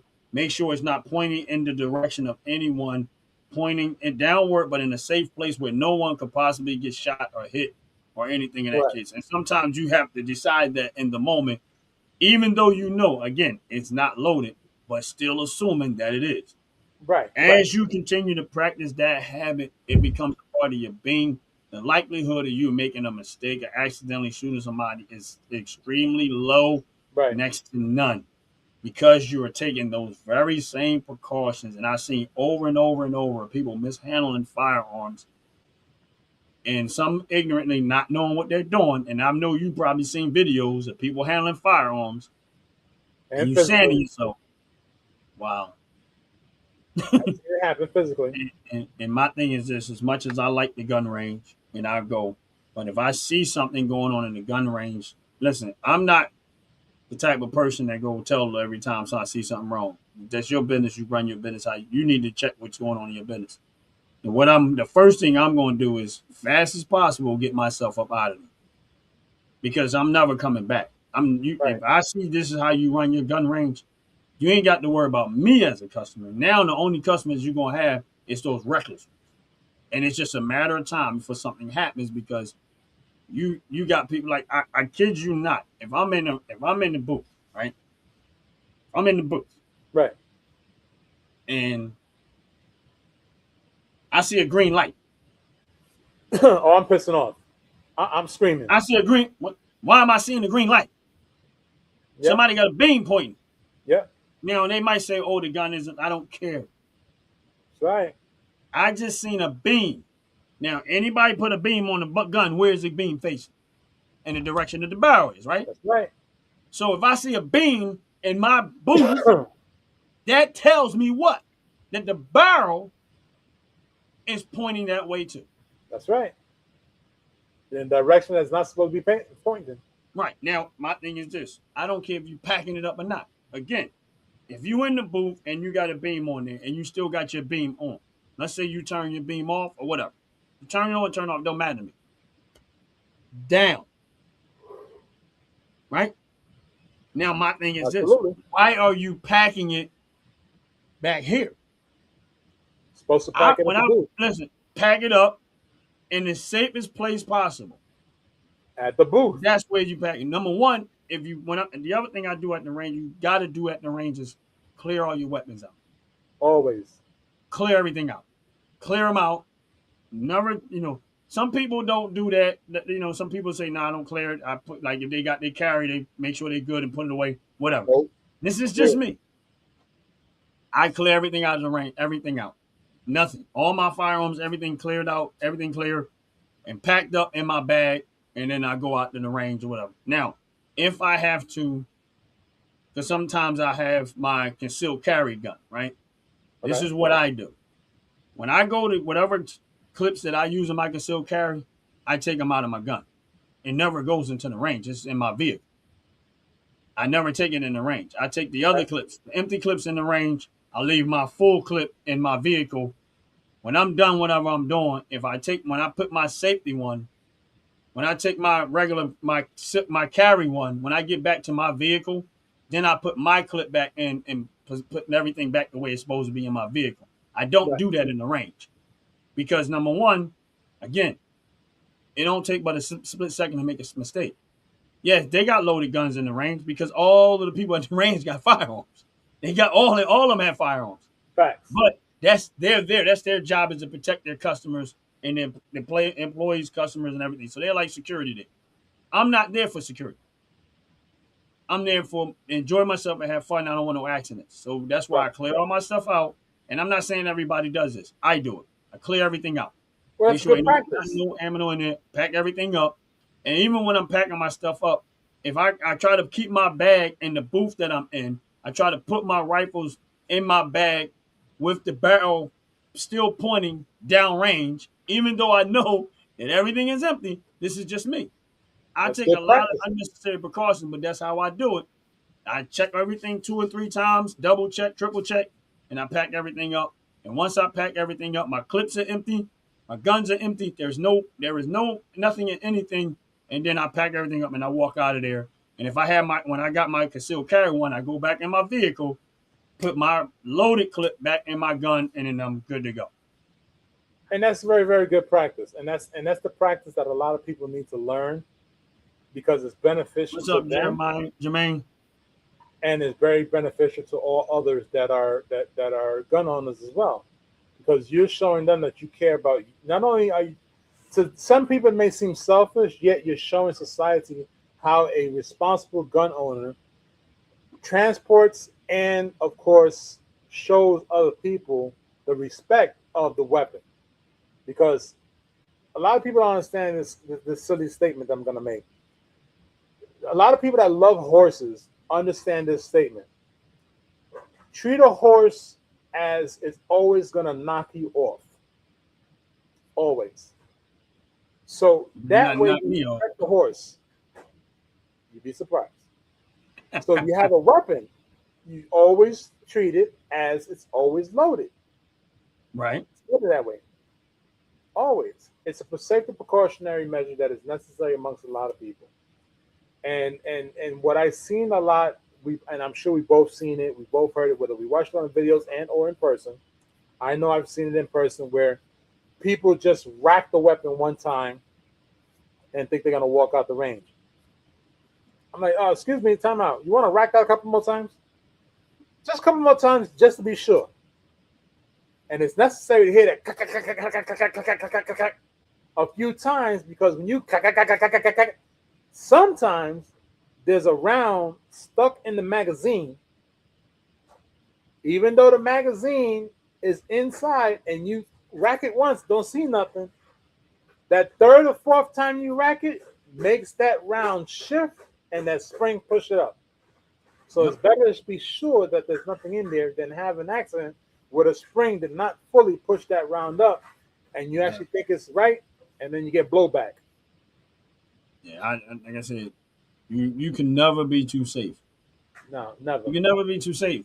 And the more safety precautions you take, the less likelihood you ever gonna hurt somebody. And this is why when I say people who own firearms, this is why I say make sure you get some training. And it's not and the most of the training is not how you fire the gun. Most of the training is what Jay and I were saying, which is respecting the gun, respecting the safety aspect of the firearm, making sure you're not doing risky stuff, pointing the gun places you shouldn't be pointing it at. Not making sure it's clear. Going when you go to the range and you're doing different things, it's so easy for you to forget one little thing and a mistake happened, and next thing you know, you accidentally you hurt yourself or hurt someone else, took someone's life, unintentional, but it can happen. Right. And that's the reason why, for me personally, I take a whole lot of precautions, and these are some of the steps and stuff that I've learned from other people that are firearm people. Some I've just kind of picked up on my own, watching videos and stuff like that. Listen, I'm still a student, and I'm gonna always be a student of this industry, because I like to learn more and more and more and more. And this is the reason why we decided to do Firearms Fridays, because we need to. Number one, we educating each other, and we are educating the audience. And there are times that the audience come in and educate us, and we need that. And this is one of those things that having conversation around firearms where it's not so tabooish, and people think, oh, firearms are so dangerous. No, they're just a tool. Honestly, they're a tool. Right. People dangerous, reckless, and careless is what makes it is the problem. Yep. I've owned firearms for quite a while. I've never accidentally, and I've never had an accident. I do everything to avoid and prevent accidents. I don't take it lightly at all. Right. You know what I mean? Like, here's the thing. Those two things behind me. The question is, are they loaded or not? Guess what? I know if I know you, they're not. And here's the thing, semi. The guns are not loaded. Nope. None But of those guns. I'm But the also clips are. sure. Listen, I'm but the also clips sure are. that The guns are not somewhere, loaded, but the clips are. there's a full mag Yeah. sitting close by Right. in the Oh event. no. See, they look like the mags are in the gun, but they're not in the gun. No, that's the drawing that's behind it. Yeah, Yeah. It's the mags are actually upside down. right. They're not in the gun. It's just the way that that thing holds it. Yeah, But that's the like the guns are double not side. loaded. The guns are actually not loaded. But the magazines that are sitting there, that they're not in the gun, but they are actually have ammo in them. Well, that's because what I believe is, if anyone understands what Ron's talking about, if you ever seen a magazine attached to another magazine, one is upside down, fully loaded, and Right. one is empty. So when you need to switch it, you can switch a lot easier because you have them both together side by Yeah. side. That's what that's all about. Right. Now, on a quick statement, I got this. I have this question. It came to mind. Do you believe in a home that a person that owns a firearm should have a fully loaded magazine next to the firearm or away from the firearm? I'm gonna be honest with you. That is a it varies with me. Okay. Now, all right, if I'm only going to base it on me in my home, everything is together. Okay. Everything. Why? Because there's only two people in there who I have to worry about. Right. I think that varies when you got children. Good answer. I Right. like that answer. I think you have to have a different caution when you got children, and that changes. Now, do I think you shouldn't have firearms? And no, I'm not going that far. But I think if you have children in your house, um, you should have it locked up where they don't have access to it. But you can quickly get to it. Now I understand that that is an extra step you don't want to have to take. But the bigger risk in that is that if your kid accidentally get a hold of it, you can't. It might do something it can't come back from. I'd Right. rather have the extra step to get to it than to have an accident happen because I was laxy daisy about it. And that's just my take. I know everybody has their different opinions on that and stuff like that. But I mean, kids are inquisitive sometimes, and they just have a tendency to, oh, what is this? And if an accident can happen, I mean, Absolutely. and then yeah, so that for me, so I said that does that changes with me when it as it relates to having children. If you got kids and stuff like that, so for me personally, in my home, it's different. Like what I always tell people to do is this is just my take on it is that yeah, I'm ready. In my home, we ready. Like that's just what it is. Right. But there sometimes kids come by, grandkids come by. Everything at that point, once I know they're coming, everything gets locked up. Everything. And again, that comes back to good practice Right. because it's needed. I mean, for me, I believe that even if you have even adults that come into the house that Mm-hmm. are normally not in the house constantly, Right. in funny terms, it's that Uncle Timmy that comes Mm-hmm. over to the house and Aunt Betty that comes over to the house. Yeah, I'm putting it away because I don't know how you're gonna react. I don't know what you're gonna do, and I prefer for you not to get something that you can't come back from, or put me in a predicament where I gotta use it Yeah. and it ain't gonna be pretty. So it's best And just put it away when you there's don't know your family members, and you downstairs enjoying yourself, or let's say you in the area y'all enjoying yourself, and you got them family members that got itchy fingers, and yeah. next thing you know, you missing a firearm, you don't even realize. Wait a minute, where my lock it up? Or you, or you get that one that's very very inquisitive, like, oh, that's pretty neat, that's nice. Let me look at, let me touch it. No, don't touch Nah, it. Don't touch it. nah, Don't touch it. nah. Because I mean, me personally, I believe that your fingerprint should not, if it's not my fingerprints or my significant other fingerprints on that weapon should not have any other fingerprints on it. That's just I my mean, I take on can't really say that because I'll take mine to the range and I take other people there. Yeah, but you all now. But Now here's the funny thing. Now, and I know this for a fact because I've seen you doing it. You clean your weapons in and out. yeah, So every time you clean your weapon, you're wiping off that person's yeah, print. I clean I have to clean them because of that. My thing is this: is that when I go to the range, of course, I clean everything before I go. Um, Once we go and we fire everything out, when I get back home, I break. And no, of course, it gets packed up, but at some point, I have to go back and clean everything up and stuff like that. Right. People that know me don't have to worry about their fingerprints being on my product because I ain't doing nothing crazy and I ain't trying to do nothing crazy. You know what I'm saying? I But hear I you. understand. My point is, I understand Jay's point is that you should not let everybody handle your stuff. Listen. Now we at a range. We go into the range. We going to enjoy ourselves. That's different than somebody you in your house Right. Right. and you got company coming over and they let me see what you got. No, you just Yeah. no.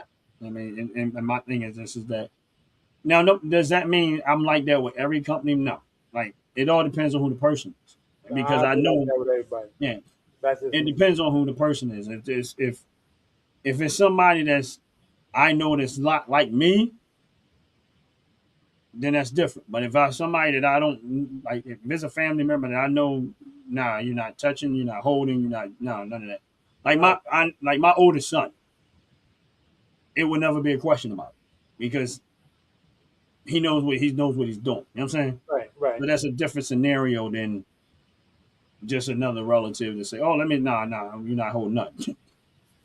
See, But for me. I guess it's because I've seen so many people have accidents right, that I don't want to take that chance. right, I don't want to take the chance that my weapon accidentally hurts someone else because of someone else's ignorance.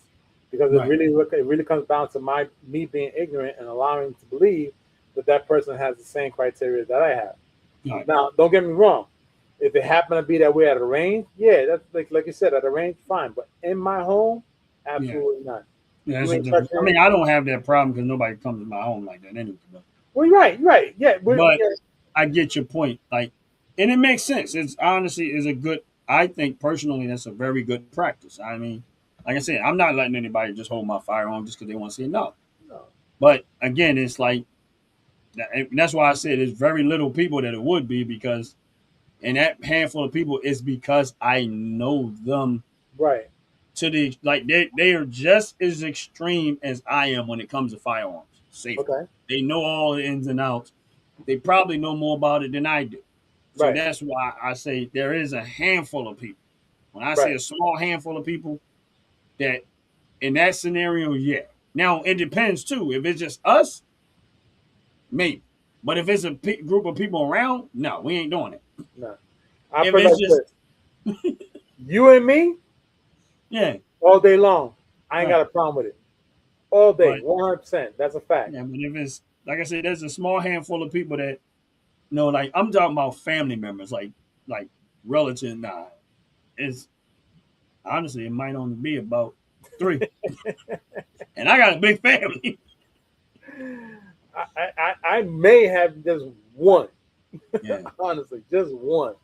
Because yeah, I don't believe like for example we I took when we lived up north, we went to the gun range and the whole family went to the gun range, and as everyone is there in the gun range, one thing I like about the place is called Long Shot, which okay. honestly I don't understand why there's a gun range in a state that doesn't allow you to own guns. I found that very, very weird. Okay. Yet we went. I took everybody. We all went to there. We all had a good time. We fired a bunch of different weapons. And as we were leaving, the one thing that came to my mind is how many of you actually clean, understand why it has to be clean Yeah. afterwards? And I was perplexed for a little bit, and I didn't put too much mind to Hopefully it. nobody breaks in their house when they got to actually go use it, and they get oh why isn't it? Yeah, and that comes back to the gun safety again too. Cleaning is also part of gun safety. Because you're cleaning it is because you want to make sure it's safe for you when you need to fire it. You have to clean it. You have to make sure it's And when oiled. Jay say cleaning, just so y'all know, cleaning means clean and then oil up. Yes. That's what he says. Clean it. He And mean not just with water. clean it, No clean it, water. and then oil up. Because you got gunpowder residue that builds up. There's so Right. much stuff that just get gunked in there. And then you gotta remember something. If you have it oil does what? It has a tendency to clunk. Yep. So if you're firing it and you got oil in there, at some point it's going to clunk up the Right. chemicals from the gunpowder and stuff. It'll build up over time. I don't let mine. I'm not even going to take that chance of it building up in there. That's why you should Absolutely. regular clean it up, and then and listen. And if you got a gun that's, of course, it's made of metal. Right. What does metal do? It rusts, That's right. and you don't know if you can't see it. But if you clean it, oil, you can prevent a lot of stuff, and you can prolong the life of the firearm. You That take reminds care. me, I have to clean mine soon. No, Yeah. Speaking of, yeah.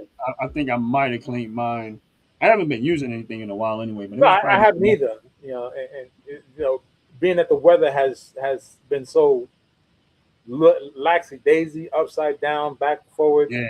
cold, hot, hot, cold, sweat, cold, where it's located. Yeah, I think it's time to pull it out and get it clean just in case. Yeah. Actually, no, I haven't cleaned. The one I did was my lady's. I did her maybe about 3 weeks ago. Right. I cleaned hers. I didn't touch the other stuff, but I had to clean hers.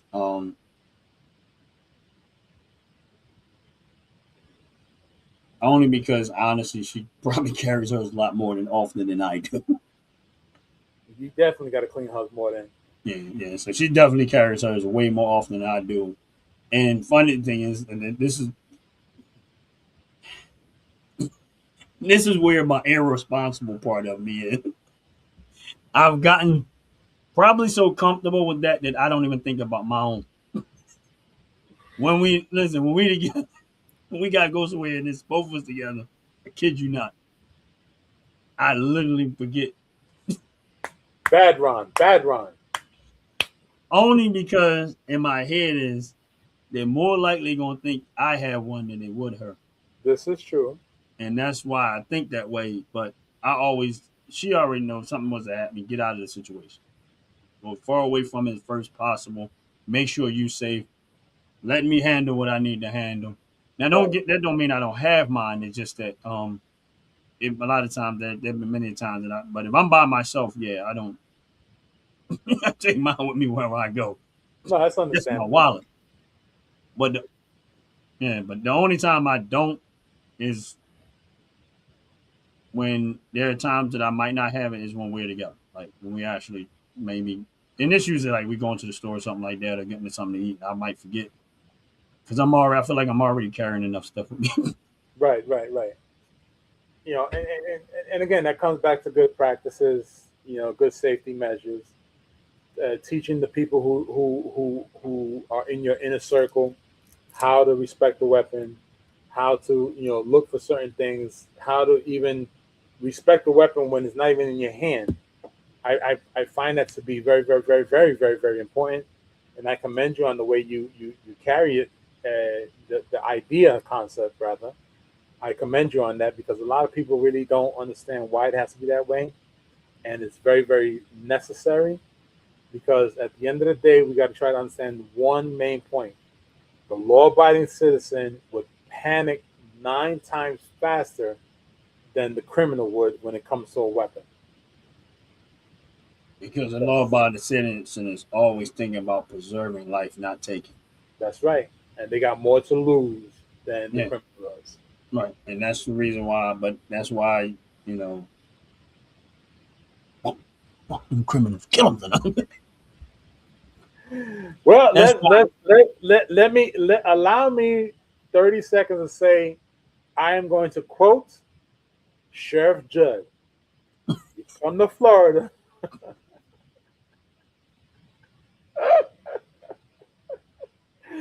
And you cause some ruckus, we're gonna shoot you dead. That's what he said, man. I mean, you couldn't get any better than that. But I'm not in Florida, but I'm also in a state where we kind of have that same ruling. Yeah. You And mess around. honestly, outside of the city of Philadelphia, Pennsylvania is the same way.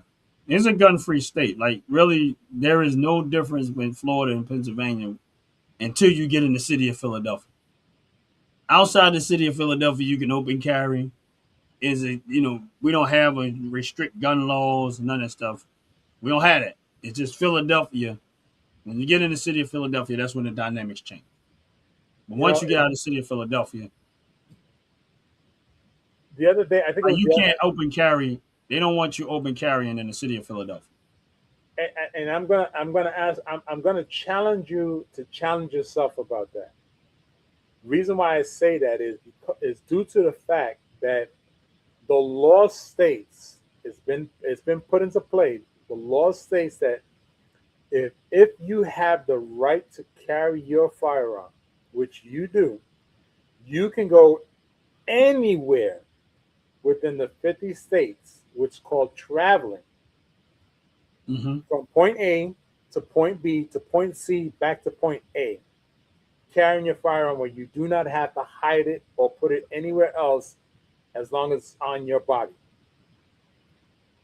So I would actually ask you to challenge that ruling in Philadelphia, honestly, Well, because you should be able to have it on your hip or in your car mhm. as you're traveling through the city of Philadelphia. The city of Philadelphia, you have to go get a concealed carry license. And Concealed. there lies the conundrum. Now, here's the thing. I don't know if it's still like that, but that was the rule. Like I haven't checked it in a while. Once they passed that rule, that's why I always say all gun laws are unconstitutional because it does not affect criminals. It only affects the law-abiding citizen. I don't think government should have the right to tell you. The government doesn't have the right to tell you what you can and cannot use to protect yourself against government tyranny. Uh-huh. So that's why I disagree with gun laws because of the fact that it doesn't do anything to criminals. It only complicate things for law-abiding citizens and for as a whole. And it has nothing to do with criminals.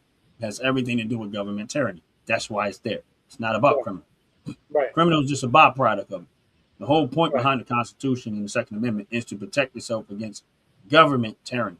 That means if the government goes tyrannical, you're supposed to have access to the best weapons possible to defend your home, yourself, your person against the government, who you took your tax dollars and built and purchased weapons.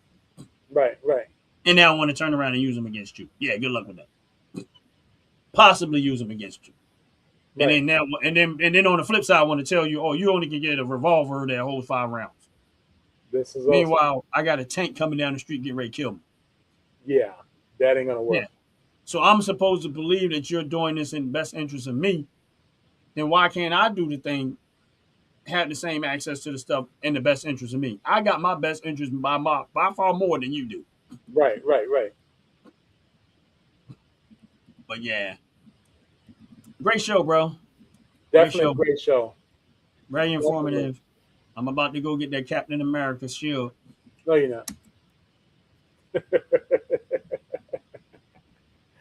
So real quick, one last statement before we shut down. I gotta read this to you because this pertains to you personally. Under section 18U.S.C 962092-6 alpha, travelers passing through Philadelphia may transport their firearms if they're unloaded inside the city limits. So If they're according to the unloaded. law, you have the right to transport your firearm on your hip as long as your clip is in your pocket. That is the stupidest thing I've ever heard. What good is that if I need to protect myself? Now I gotta go get the clip, put it in, and go. Hold on now. Hold on now. How does that work for revolvers? Speed loader. You see that? Speed loader. You see how? You see what I'm saying? Let's not forget, if you have a holster that has your clip like on your waistline, you have your clips in front of your belly or on the side of your holster, If you practice well enough, you can pull out, load, rack, and still fire within 30 seconds. Oh, I agree. But they already like this. By the time they get up to you like that, you better be locked and loaded. You know, I'm saying like in most cases, you already know that the person that's got the damages have already had the drop on you. And Absolutely. some, if you see it coming, you can get the drop on them. But let's just say Yeah. I'm pulling up at a gas station. I get out my car. You better lock and load. Even though I scanning, Lock and load. I'm not going to have to worry about that because I don't give a damn what that law say. There you Here's the go. thing: Lock and I load. got, I have my license. I have my license to carry. I can go in the city limits in the city of Philadelphia and conceal carry mine anyway. So it doesn't really affect me because I have my license to carry, conceal carry. It doesn't really affect me. But whenever you put, and I agree, you can do it fast. But why does the law-abiding citizen have to make all these extra steps when the Because criminal? in your city, Philadelphia, you got criminals running offices that Yes, create the laws. yeah, we know. That's why I don't Yeah. care what they say. That's why I say See, you my pull up. thing is this: is that they're writing laws to keep you at the mercy of criminals Of like course. themselves. Because if Absolutely. you really cared about the citizens, what you would do is say, no, we're not doing that. Right. Because if something was to happen to a citizen that's trying to get up and go to work and take care of his home and protect the things that he worked for, we're not going to be able to get there to protect that person. They're there to protect that person. They should not have to make extra steps to protect their own life, to preserve their own life. Why are we trying to put up hurdles for everyday hardworking citizens to protect their own life? The only Right. hurdle should be against criminals. They're not getting hurt. They're getting benefits Right. because you're making it complicated for the citizens, not criminals. Criminals don't care. They're not. None of these affect hurdles that y'all put there affect criminals one bit. If any one of these hurdles were actually working, the places that have the toughest gun laws will have the less gun crime. Facts. It is actually the reverse. All of the places that have the toughest gun laws have the worst criminal element, gunshots, fire, and all the other reckless stuff going on. They have it the worst. Why? Because all it does is give criminals an open season on everybody else. That's right. That's And I right. don't understand that's why I never understood the political logic in there. That you know that the politicians that are saying that stuff is because they want to control you. They don't care about the criminals. That's They right. want the criminals to be. They want the criminals to help them control you, because the criminals are actually helping you, helping them encourage you to vote for them. Here's why I Right. mean that. If I keep the criminals out there doing all this crazy stuff, shooting and firing and everything, then I get up on stage and say, "Oh, we need to make tough gun laws."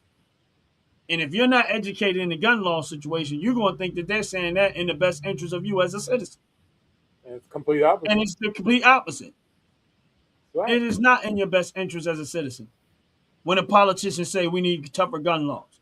And that tougher gun laws is in the best interest of criminals, not citizens. That's right. That's who it helps.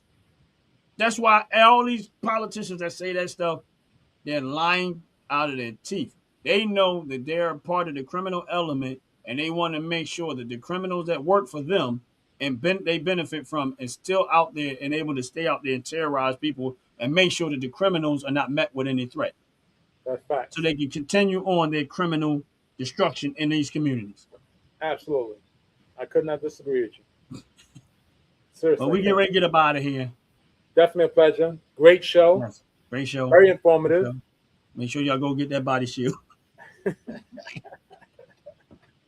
That was funny though. I couldn't stop laughing at that video, man. You get one of these, you don't have to worry about a body shield. Yeah, I know. You in the yeah. That would be Real nice though. simple. Hold Yeah. on. Real simple. Just get There one you of go. these. Get one of those. Yeah. Right. Yeah. Yes, Brother Ron, great show. Appreciate you Thanks, allowing me man. to be partaking in the show. Yeah, I man. appreciate you. I love you like a brother from another mother. Yeah, it was fun. Please understand that. And Same I'm here, my always looking brother. forward to another one. Yeah, Always looking forward to definitely. another one. Thank y'all for coming in. Thank y'all for hanging in there with two silly people.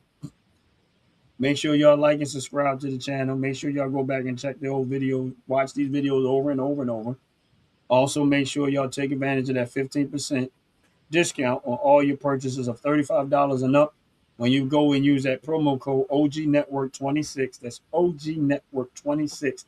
And when you go visit the top to bottom hair and skincare store, if you're not sure where to go, just go right to my channel, click the link, it take you right to the store. You ain't even gotta go look hard. You ain't even gotta go look for it. Just click the link, take you right to the store. You That's right. shop till you drop. You get past $35, you say, oh, this is going up too high. Bam, you put that 15% promo code in there, OG Network 26. Bring that price down. You got some more money you can go spend. That's right. That's right. And Yeah. you're gonna get some real good stuff too.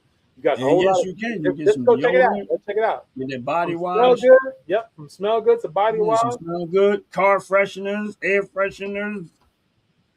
Bam, A candles. whole lot of something. Something for everyone. You know that Real- candle looks real so talk. nice. I'm so scared to set that thing on fire, man. I haven't burned it yet.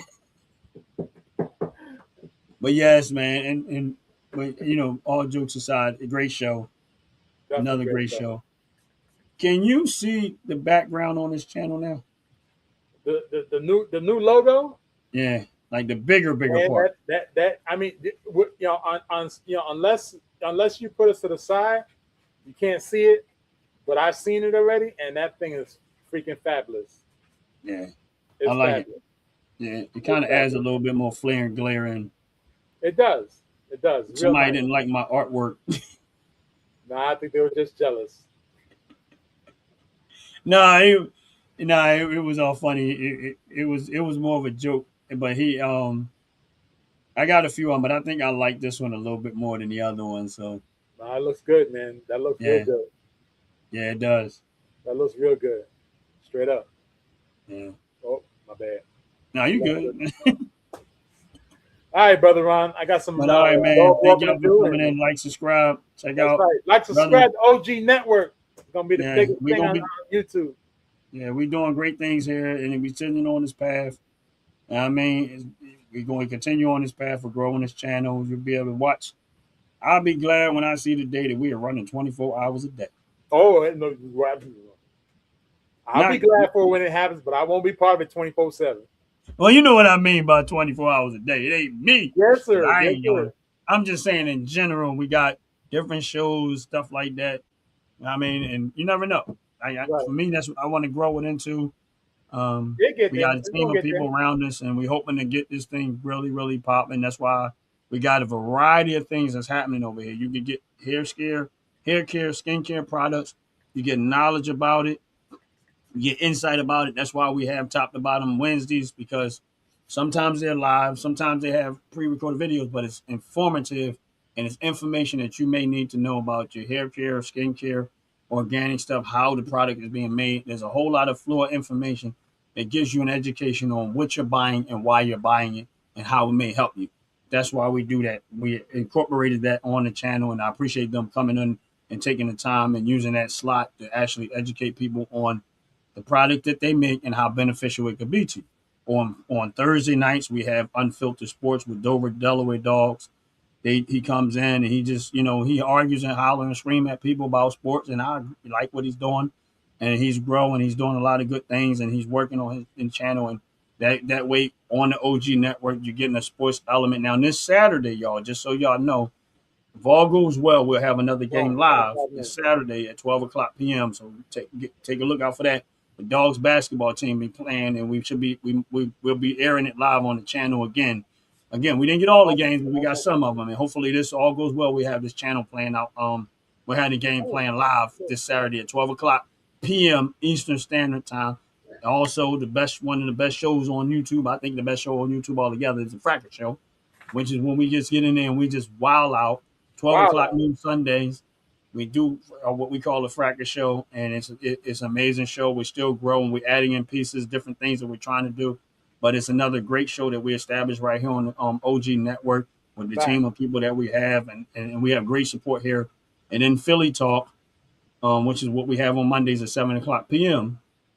where we showcase people from the city of Philadelphia when we can find them, and we let you and show a positive element that coming out of the city of Philadelphia.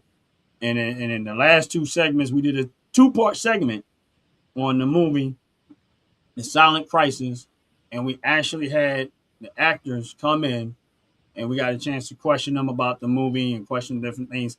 We did it. I think it went well because we did not tell a whole lot about the movie, even though we was talking about the movie, because I still was encouraging people to please go watch the movie. And if you haven't seen the movie The Silent Crisis, it's on Tubi TV. Please go check out the movie Silent Crisis, Tubi TV.